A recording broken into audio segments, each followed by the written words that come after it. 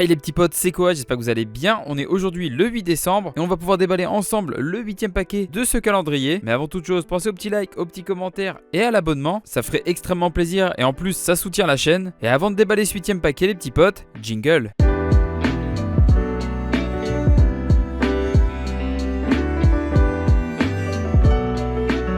Et pour ce 8ème paquet les petits potes, je ne sais pas ce qui m'attend, mais on va le savoir peut-être avec la petite note de Lily. Alors celui-ci je l'aime tout particulièrement, faire comme si de rien n'était alors qu'on vit des choses horribles. Peut-être la déchéance d'un homme, mais vu qu'elle a employé le mot horrible, je pense qu'il y a peut-être un peu d'horreur, ou alors ça n'a rien à voir, mais je sais pas, je dirais qu'il y a peut-être un petit côté horrifique. Mais vu que la thématique de l'horreur m'attire énormément, je vois pas ce que j'aurais pas lu qui pourrait traiter ce sujet-là.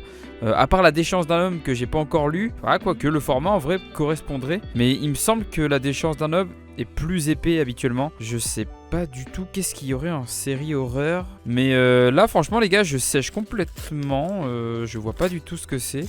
Attendez, j'arrive même pas à voir en fait ce que c'est. Ça c'est l'arrière mais bah non, je l'aurais pas trouvé les gars. Miruko-chan Slice of Horror. Ok, pourquoi pas.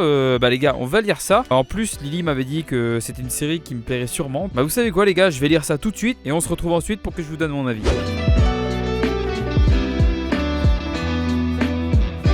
Les petits potes, alors Slice of Horror, donc Miruko-chan, c'est pas mal. Mais à la fin de ce tome 1, on reste un peu sur notre faim.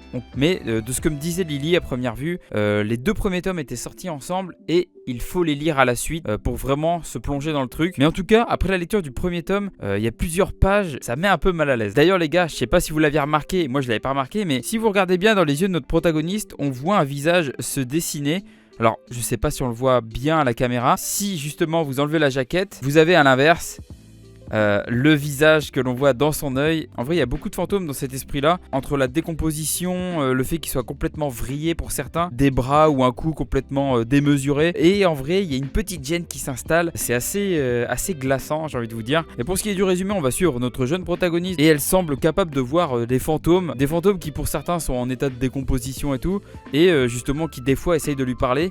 Mais elle va tout faire justement pour pas leur adresser la parole ou ne pas les regarder, pour que ces fantômes comprennent bien qu'elle ne les voit pas, même si en vrai elle les voit. Et c'est pour éviter justement tout problème, tout danger, j'ai envie de dire, avec les fantômes. Des fois ça pose quelques petites situations assez dérangeantes et elle va prendre sur elle-même. Elle est souvent à la limite des larmes, mais voilà, elle se contient, elle fait tout pour résister. Et en vrai du coup j'ai hâte de voir la suite, le tome 2, vu que Lily m'a dit qu'il fallait lire vraiment les deux à la suite pour vraiment se plonger dans l'univers. Mais en tout cas de ce que j'ai lu sur ce premier volume, si vous aimez bien le côté horrifique et que vous aimez bien vous faire peur et avoir des petits frissons, franchement je vous recommande Slice of Horror.